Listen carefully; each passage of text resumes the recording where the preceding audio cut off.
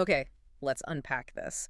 Today we're taking a deep dive into someone whose face and voice are, well, instantly recognizable across British television and beyond. Hmm.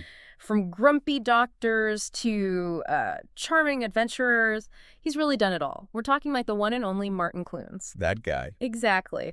You know him, you might have laughed with him, or even been moved by his performances.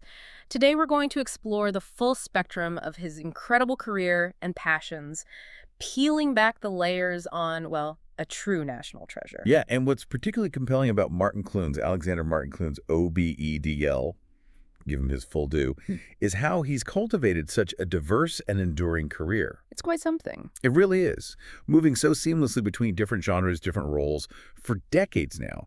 Our mission today isn't just, to list his achievements. No, not just a CV readout. Right, but to truly connect the dots between his early life, his pivotal roles, his profound passion projects, and how all these elements have contributed to his unique status. We'll be looking closely at how his choices reflect his deepest values, especially that undeniable connection to the natural world and his significant philanthropic efforts. It's a remarkable journey of adaptability, genuine commitment, and actually surprising depth. Exactly. Whether you predominantly know him as the curmudgeonly doctor from Portwin. Which many people do. Oh, absolutely. Or maybe the hilariously laddish Gary from Men Behaving Badly. There is genuinely so much more to discover about Martin Clunes. There really is. This deep dive is designed to give you a shortcut, if you like, to being truly well-informed about his entire journey, uncovering the lesser-known facets of his career and personal life. Yeah, hopefully surprise you a bit. We hope so. Surprise you with the breadth of his commitments off-screen, help you understand the why behind his choices, and truly appreciate the surprising facts that make his story so rich and multifaceted. So, to really understand the man, we have to begin right at the very start. Martin Clunes was born Alexander Martin Clunes on November 28, 1961, in Wimbledon. Wimbledon, yeah. Back then part of Surrey, now firmly Greater London. Right. His father, Alec Clunes, was an actor, and his mother was Daphne, née Cott. He also has an older sister, Amanda.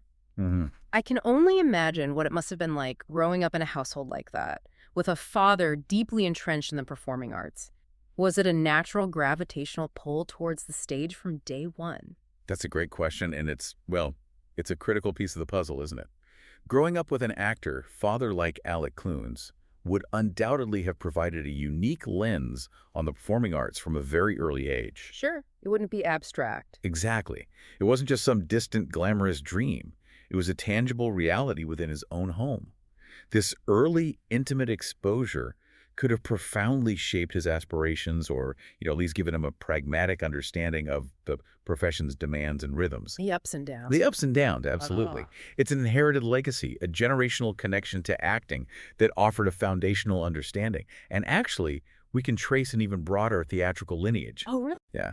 He's related to the renowned actor Jeremy Brett. No way. Sherlock Holmes. The very same. Brett is variously described as either Clunes' uncle or cousin. The sources differ slightly, but it further solidifies a family tree with significant roots deeply embedded in the dramatic arts. Wow. This kind of background often instills both a passion and, perhaps crucially, a realism about the craft. That's a fascinating legacy to step into. It sounds almost as if he was destined for the stage or screen in some way. But it wasn't just family influence, was it? Formal education played a pretty significant role in honing those early talents. He initially attended the Royal Russell School in Croydon, which is a more sort of traditional academic setting, right? It's a standard independent school. Before making a distinct shift and moving on to the arts educational schools in London. That's quite a departure, moving from standard schooling to a specialist arts education. It really is. What kind of training would those institutions have provided, and how did that shape his development? Well, that transition is indeed quite significant and speaks volumes about his early commitment.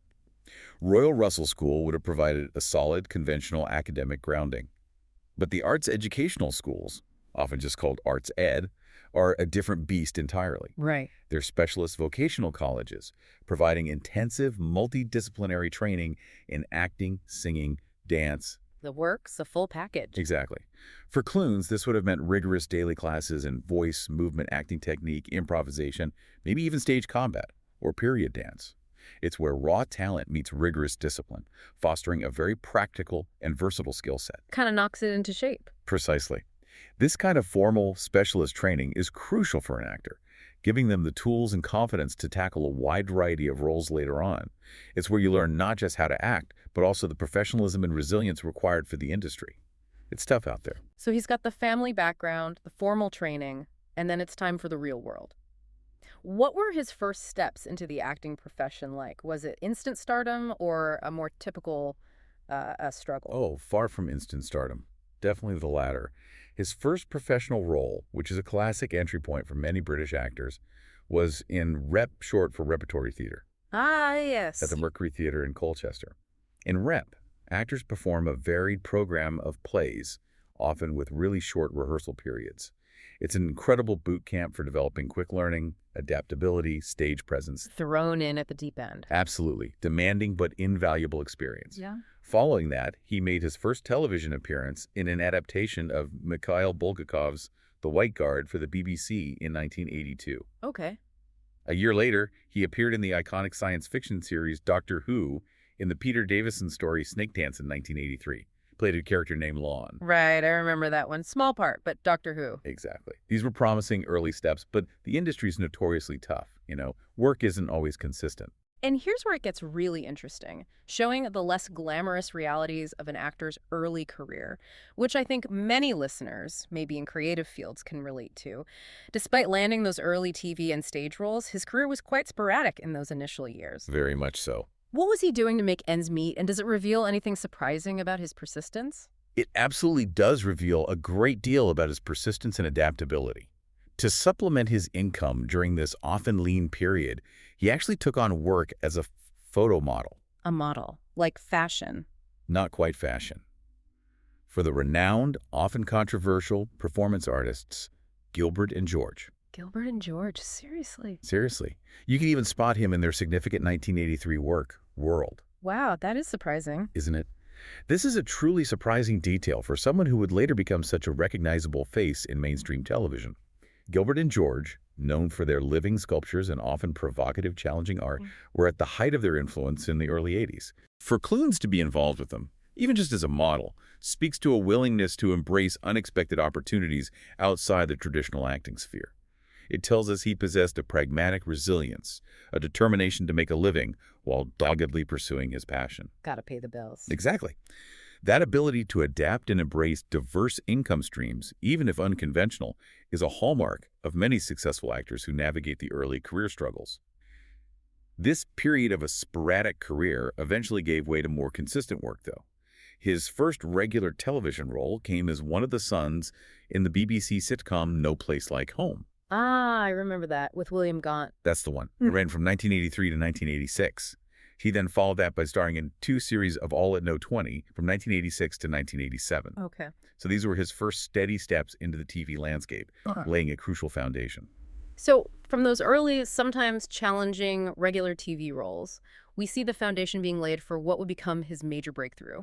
It seems like a pivotal moment arrived while he was appearing on stage at the Hampstead Theatre. That's where he met Harry Enfield, a meeting that turned into a truly significant friendship and professional collaboration. How important was that connection in shaping his trajectory? Oh, that connection with Harry Enfield was absolutely pivotal. It perfectly illustrates the power of networking and collaborative relationships in the entertainment industry. Right place, right time, right person. Definitely. Enfield, already a rising star in the British comedy scene, recognized Clunes' comedic talent. This led to Clunes playing various characters in Enfield's hugely popular sketch shows between 1990 and 1994. Right, like the Loadsome Money era stuff? Well, slightly after that, but definitely in his main sketch shows. Most notably, one of the iconic rugby players. Oh, yes. Doing it. Exactly. That sketch show format was an invaluable training ground. It allowed Clunes to develop and showcase his sharp comedic timing, his versatility in embodying a range of distinct characters, and his ability to land a punchline with precision. It's a tough school, sketch comedy. Incredibly tough. Working in that fast-paced, creative environment with a peer like Enfield truly honed his performance skills and broadened his comedic repertoire, building a robust foundation for what was to come. And that collaboration directly led to his most iconic comedic role, one that solidified his place in British television history. Harry Enfield, clearly impressed by Clunes' abilities, recommended him for the part of Gary Strang in the BBC sitcom Men Behaving Badly. That's the story, yeah. This series, written by Simon Nye, saw Clunes star from 1992 to 1998, truly defining an era of British comedy.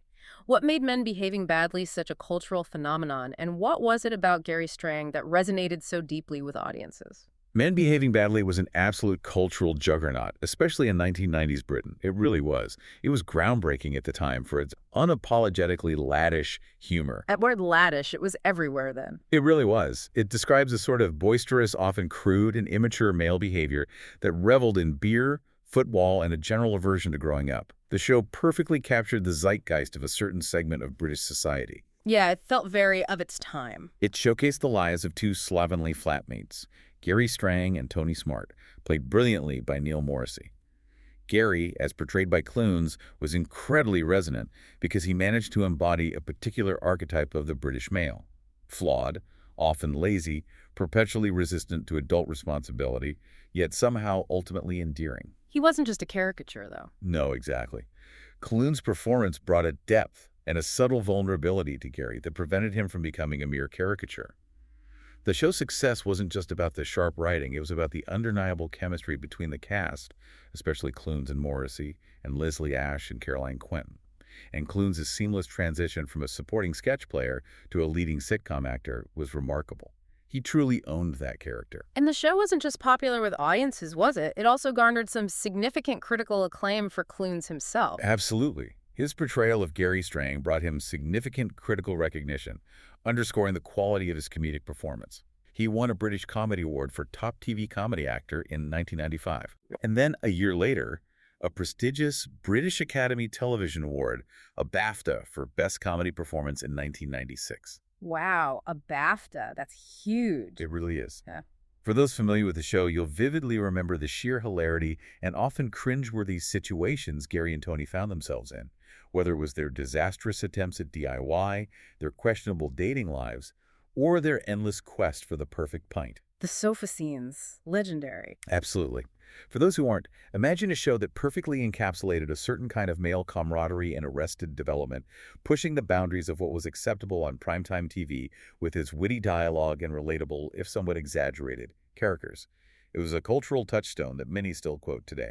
So with Men Behaving Badly making him a household name, did he just stick to comedy? Or was he actively trying to branch out and showcase a different side of his talent, sort of avoid the typecasting trap? He was definitely expanding his horizons, yeah. Yeah. A very smart move. Even during and immediately after his time as Gary Strang, Clunes was actively involved in a range of other projects across different mediums. Okay. A clear indication of a strategic career progression designed to avoid being typecast after such a defining comedic role. For instance, he played Group Captain Barker in the two-part TV miniseries Over Here in 1996. Right, that was a drama, wasn't it? About GIs in Britain. Exactly, a period drama.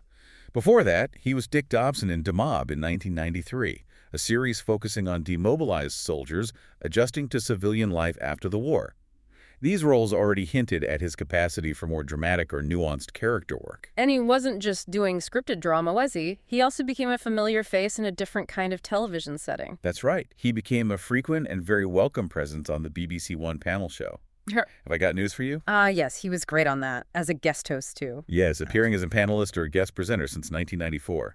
This was a smart move. It allowed him to showcase his natural wit, quick intelligence, and engaging personality outside of a scripted character, proving his appeal extended beyond specific roles. Showed the real him a bit more. Kind of, yeah. He also ventured into early film roles, playing Brock in the espionage thriller The Russia House in 1990, alongside Sean Connery and Michelle Pfeiffer. Wow, big names. And a role in the ensemble comedy Carry On Columbus in 1992.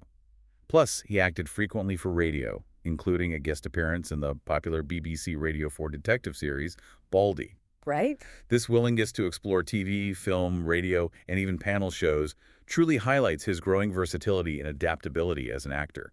He was diligently laying the groundwork for an incredibly diverse and enduring career, demonstrating he was much more than just the lad from Men Behaving Badly. Building on that incredible versatility we just discussed, Martin Clunes truly broadened his range in the early 2000s, embracing a series of key dramatic and lead television roles that proved he could excel far beyond pure comedy. Yeah, a really interesting period. In 2001, for example, he took on the role of Captain Stickles in the BBC adaptation of Lorna Doone, a classic period drama based on the novel. Proper costume drama. Then, in 2002, he tackled the incredibly challenging and dark part of serial killer John George Hay in the Yorkshire TV production, A is for Acid. That was chilling. A real departure. Before taking the lead in ITV's beloved adaptation of Goodbye, Mr. Chips. That's quite a spectrum of characters right there, isn't it? It truly is. What's striking here is the sheer range required for these roles, showcasing a remarkable breadth in his acting abilities. Moving from a historical, romantic drama like Lorna Doone, where he had to embody a certain period formality and heroism, right, to a chilling true crime portrayal of a real-life serial killer in AOJA, is for Acid a role demanding immense psychological depth and restraint. Very subtle performance, that one. And then immediately to a deeply empathetic and gentle character like Mr. Chips, truly allowed Clunes to showcase a completely different, more serious side of his acting abilities. These were deliberate choices, consciously moving away from the purely comedic, demonstrating his profound capacity for dramatic depth and character transformation. And he worked with Julie Graham around then, too. Yes, in Dirty Tricks in 2000, and that collaboration then led to them being the eponymous leads in William and Mary from 2003 to 2005. Playing a couple navigating the complexities of marriage and relationships. These roles really cemented his status as a versatile leading man capable of carrying various genres. And this journey of versatility ultimately led him to arguably his most recognized and endearing role, a character that many people instantly associate with Martin Clunes. Dr. Martin Ellingham in the ITV comedy drama series Doc Martin. Ah, Doc Martin, the role. He played this lead role from 2004 until its conclusion in 2022, a truly remarkable run spanning nearly 2 decades. What made Doc Martin such an enduring phenomenon, and what was it about Dr. Ellingham that captivated audiences for so long? Doc Martin's enduring popularity is, well, without exaggeration, a phenomenon. The character of Dr. Martin Ellingham, a brilliant but socially inept vascular surgeon who, due to a fear of blood, moves to the picturesque, quirky Cornish village of Port Wynne to become a GP, was so compelling because of Clunes' masterful portrayal. He just inhabited that role, didn't he? Completely. He perfectly balanced the character's intellectual prowess with his complete lack of bedside manner and social graces. Martin Ellingham was famously curmudgeonly, often rude, utterly devoid of small talk. Socially awkward doesn't even cover it. Not even close. Yet Clunes managed to infuse him with a vulnerability and underlying integrity that made him incredibly endearing. The show's brilliance lay in this blend of comedy, often derived from his awkward interactions and genuine drama, exploring the lives of the eccentric village inhabitants and the doctor's own personal struggles. It's interesting how a character with such a, well, difficult personality could become so beloved over such a long time. What was the secret ingredient, do you think? That's the magic, isn't it? I think the secret was in the nuanced performance Clunes delivered. He never played Ellingham as purely unlikable.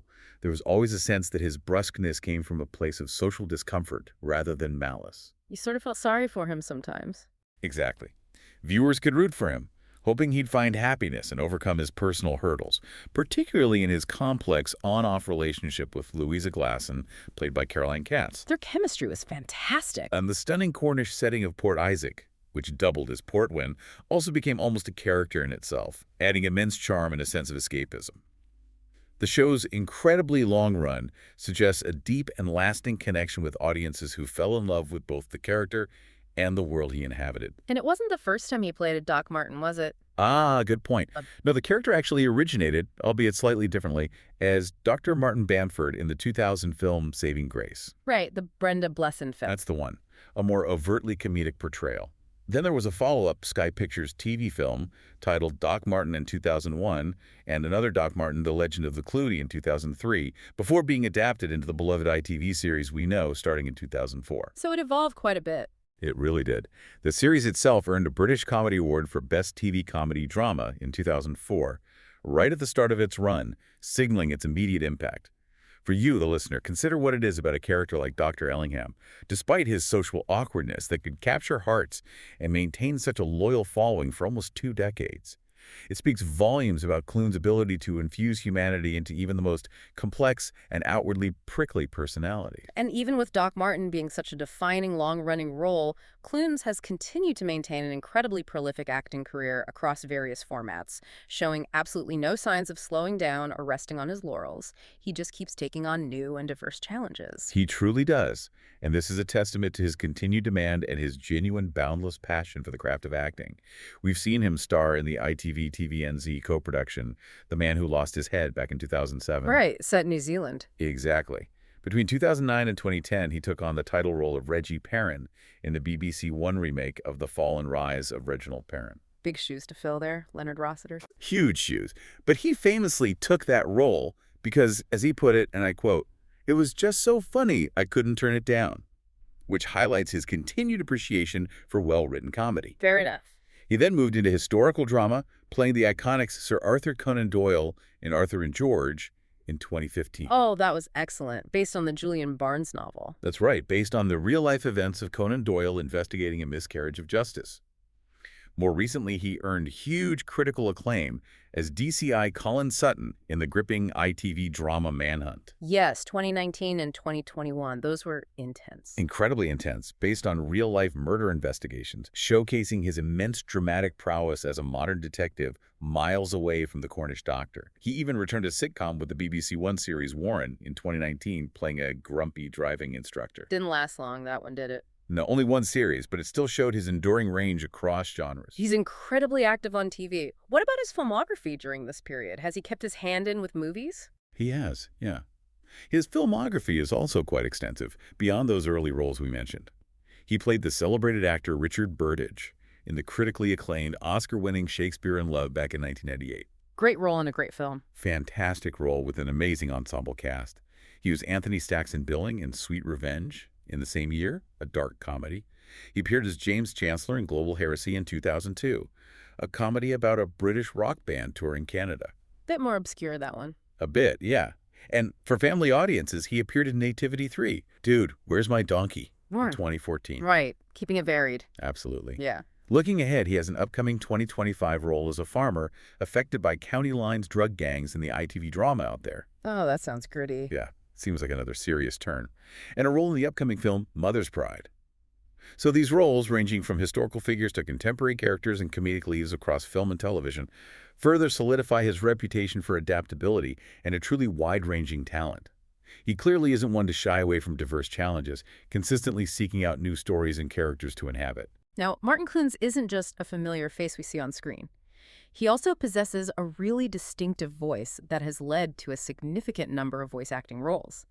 This is another layer of his remarkable versatility that many listeners might not immediately connect to his on-screen persona. It's true, his voice quality is quite unique, isn't it? It lends itself so well to these roles. It's warm, authoritative, yet also capable of great character and humor. Definitely. He is, for instance, the instantly recognizable voice of Kipper in the beloved animated children's series, Kipper the Dog. Oh, Kipper. My kids loved Kipper. Exactly. Ran from 1997 to 2000. He perfectly captured the gentle and curious nature of the titular dog.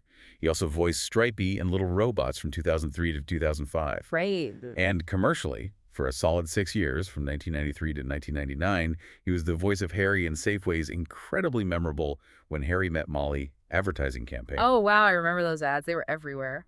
Weren't they just? That campaign became a cultural touchstone in British advertising, largely thanks to his engaging vocal presence. And in 2011, he lent his voice to the mischievous dog Dudley in the short film Me or the Dog. He does dog voice well. He really does. Voice acting is quite different from on-screen performance. It requires a unique set of skills to convey emotion and character purely through vocal inflections, without the benefit of facial expressions or body language. His longevity and success in advertising, in particular, speak volumes about his broad appeal and the trustworthy, amiable quality of his vocal presence. It's fascinating how that connection to animals and the natural world, which we can hear in his voice work like Kipper and Dudley, isn't just a casual interest for him. It truly blossoms into a major defining theme of his career, especially as he becomes a prolific documentary presenter and narrator. It's almost like he found a new calling, wouldn't you say? Indeed, this is where we see his genuine curiosity and profound passion extend far beyond the realm of acting.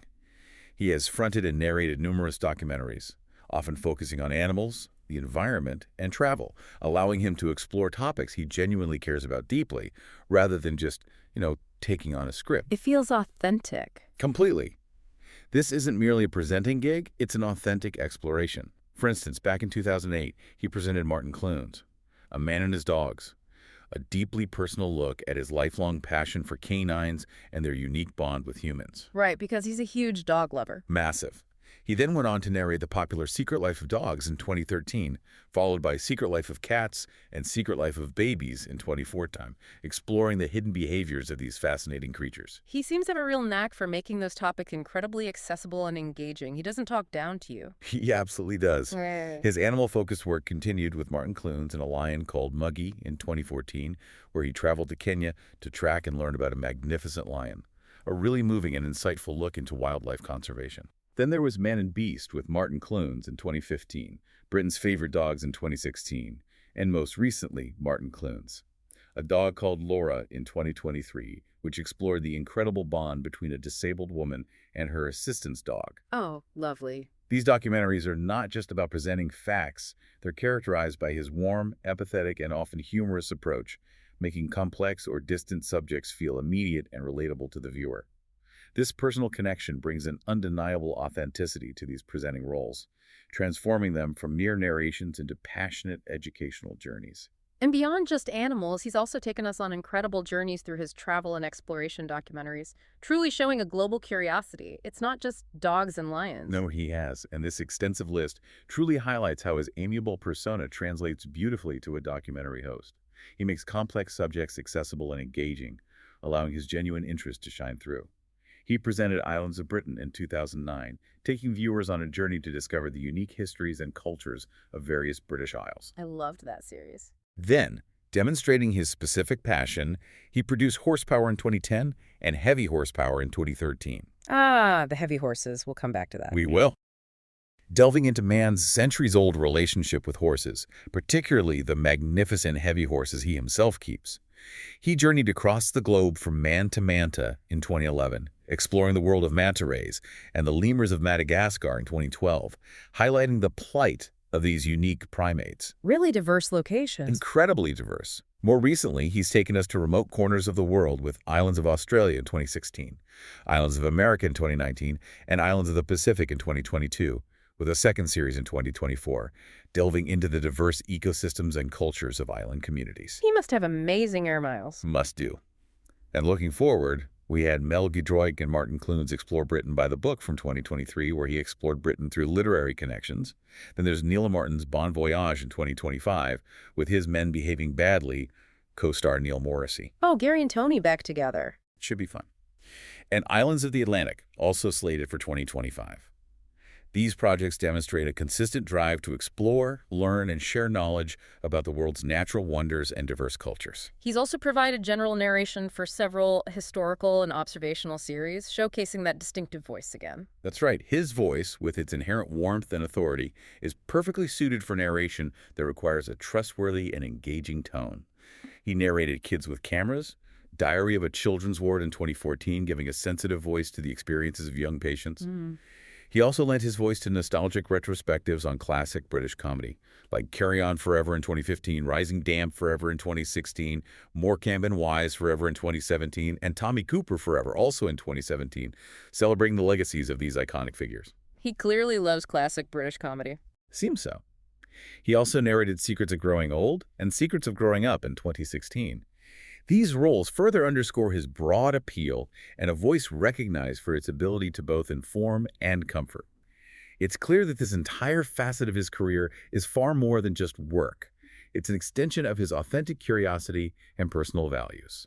As we've seen, Martin Clunes' career is incredibly diverse and expansive, but it's equally important to look at the foundations of his personal life, which often seem to inform his professional choices and public persona. Absolutely. The two are often linked. He was first married to actress Lucy Aston in 1990, a marriage that ended in divorce in 1997. Later that same year, he married Philippa Braithwaite. Producer. Right, who would go on to become a highly successful television producer, including, crucially, producing Doc Martin. They had a daughter together in 1999. It seems this period brought a significant shift in his personal life and stability. It certainly appears that way. This move towards a stable family life and a quieter, more rural existence seems to have been incredibly grounding for him. As of 2013, Clunes and his family live in Beaminster, a picturesque market town in Dorset, in the southwest of England. Proper countryside. Oh, yeah. There, they don't just reside, they actively run a working farm with heavy horses. This detail about heavy horses is particularly interesting because it directly connects back to his horsepower documentaries we mentioned. It's not just a hobby, then. No, it's not a passing fancy. It's a deep, hands-on commitment. Living this rural life, away from the immediate buzz and relentless demands of London or L.A., appears to profoundly influence his choice of projects, especially his documentaries about nature and animals. It grounds his public persona in genuine, lived experience. It's not just a job, but an extension of his everyday life and passions, adding immense authenticity to his work in these areas. That deep connection to community, animals, and the natural world, which we see in his personal life, also translates into significant charitable work.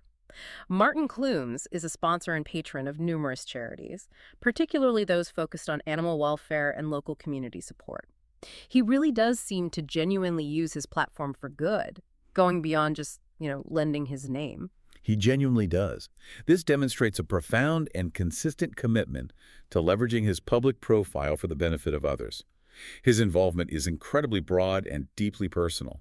For instance, he made a poignant online film with Stephen Fry for the Terrence Higgins Trust. Right, the HIV charity. Exactly, raising crucial awareness about HIV discrimination. Closer to his home in Dorset, he actively supports the Weldmar Hospice Care Trust and is a dedicated patron of Julia's House, the Dorset and Wiltshire Children's Hospice. Very important local causes. Incredibly important. In fact, his own annual event, Buckham Fair, which is a traditional country fair featuring horse and dog shows. Ah, the fair. I've heard of that. Is organized specifically to raise substantial funds for these local charities. It's a huge event locally. That's a really hands-on commitment to local causes, but his philanthropy stretches beyond Dorset, doesn't it? Absolutely. Yeah. His compassion extends globally. In 2011, he became a patron of Animal Care in Egypt, ACE, an organization providing veterinary care to working animals in Luxor, highlighting his concern for animal welfare in challenging circumstances. Right. He is also a staunch supporter of the Dog Rescue Federation, an umbrella organization for various rescue charities. Furthermore, he's been involved with Comic Relief, contributing to funding for organizations like Survival International and African Initiatives, Okay. both of which work with the Maasai people on critical indigenous land rights issues in East Africa. This breadth of involvement, from health and hospice care to animal welfare and indigenous rights, truly highlights a holistic approach to philanthropy. It demonstrates that his compassion knows no boundaries, and his impact is felt across diverse communities and causes. Now, it's important, I think, for balance to discuss a particular event that brought some public scrutiny and highlights the complexities of celebrity endorsement. Martin Clunes was a patron of the Born Free Foundation, a prominent wildlife charity, and had filmed several adverts for them. I remember those ads too. However, he was dropped by the foundation in May 2019 after he was filmed riding an elephant in an episode of the ITV documentary series My Travels with Other Animals. What exactly happened there? Yeah, this is a key point for balanced discussion, as it highlights the complexities of celebrity endorsement and the intense scrutiny public figures face, especially in sensitive areas like animal welfare. It's a minefield sometimes. It really can be. The Born Free Foundation, known for its strong stance against the exploitation of wild animals, decided to part ways with Clunes because their ethos strictly opposes the use of elephants for entertainment or riding, regardless of the context. Right, that's their core principle. Exactly. The segment in his documentary showed him riding an elephant, which directly conflicted with the Foundation's core principles. Their decision reflected their commitment to their unwavering ethical stance. It serves as an important example that different organizations and individuals have varying, deeply held perspectives on ethical practices concerning animals, and that public figures, by virtue of their visibility, are held to particular standards by the groups they choose to represent. We're simply reporting the facts of this event as they occurred, from the source material, to provide a complete and impartial picture of his public life and the challenges that can arise. Understood. It's about presenting the information fairly. Precisely. And moving beyond that, His contributions and recognition extend further. Yes, beyond his acting and extensive charitable endeavors, Martin Clunes has also been recognized in numerous ways, including authoring books and receiving significant public honors. He's really cemented his role as a respected public figure, going beyond just his performances. His literary contributions further underscore his deep connection to animals and his desire to share knowledge. He authored A Dog's Life back in 2009, a heartwarming exploration of the canine world. Based on his documentary series. Related to it, yes. Yeah. And more recently, Meetings with Remarkable Animals in 2024, continuing to share his passion for the animal kingdom. These books offer a more personal insight into his passions and expertise. Right. In terms of official recognition, he was appointed an Officer of the Order of the British Empire, or OBE, in the 2015 Birthday Honors. An OBE, that's quite an honor. It is a significant national honor, specifically recognizing his services to drama, charity, and the community in Dorset. This honor acknowledges his impact not just in the arts, but also his significant holistic contributions to his local community and various causes. So drama, charity, and community. Exactly. Furthermore, in 2019, he was appointed Deputy Lieutenant, or DL, of the County of Dorset. What does that involve? It's a ceremonial role, supporting the Lord Lieutenant and representing the Crown in local civic life, further cementing his commitment to the region he calls home. And his involvement extends into academic and societal roles as well, showing a broader commitment to education and specific causes he clearly cares about. Indeed. He was awarded an honorary Doctor of Arts, D.Arts, by Bournemouth University in 2007, recognizing his contributions to the arts. Since 2011, he has served as the president of the British Horse Society. Ah, back to the horses. Back to the horses, a prestigious role that directly links back to his profound personal interest in heavy horses and his horsepower documentaries. This isn't just a titular position. It reflects his active engagement and advocacy for equine welfare and the equestrian community. So he really gets involved. Seems so. And in 2024, he was named the inaugural chancellor for Hartpury University and Hartpury College, which are specialist institutions known for their animal, agricultural, and sports sciences programs. These various presidencies and chancellorships reflect a deep, enduring commitment to education, animal welfare, and community leadership. They solidify his role as a respected public figure far beyond his acting career, demonstrating a genuine engagement with these institutions and causes that align so closely with his core values and personal passions. So what does this all mean when we bring it all together? We've journeyed through Martin Clunes' truly remarkable career, haven't we? From his early struggles and, comedic triumphs in Men Behaving Badly. Iconic stuff. To his iconic dramatic roles like Doc Martin and his heartfelt dedication to documentaries about the natural world infused with his extensive charity work. It's abundantly clear his impact extends well beyond the screen. Much further. Deeply rooted in his personal values and commitments, especially his genuine passion for animals, the environment, and his local community. Yeah. He is, without a doubt, far more than just Doc Martin or Gary Strang. Yeah, if we connect this to the bigger picture, Martin Clunes really exemplifies how a public figure can effectively leverage their platform in an incredibly authentic way. His exceptional adaptability as an actor, moving seamlessly and convincingly between comedy and drama, is undeniably a cornerstone. That versatility is key. It really is. But this is beautifully coupled with a genuine, insatiable curiosity of the natural world, so vividly evidenced by his engaging documentaries and his personal life in Dorset. Add to that a profound sense of civic duty, demonstrated through his significant philanthropic efforts and leadership roles in various organizations. All these elements coalesce to truly define his enduring legacy. It's a powerful testament to balancing a demanding and high-profile career with deeply held personal passions and making a tangible, positive difference in the world. He consistently shows a remarkable ability to evolve, to connect with audiences in diverse ways, and, crucially, to remain true to himself. This raises an important question, perhaps, for you, our listener, to consider. In an age where celebrity is often fleeting, frequently defined by a single iconic role, what specific qualities do you think have allowed Martin Clunes to not only achieve such enduring popularity across multiple decades, but also to pivot and grow in ways that so genuinely reflect his authentic interests and values? That's a great question. What does his journey tell us about the power of embracing versatility and purpose in one's life and work, and how cultivating a consistent, authentic persona can resonate so deeply and for so long with the public? Something to think about.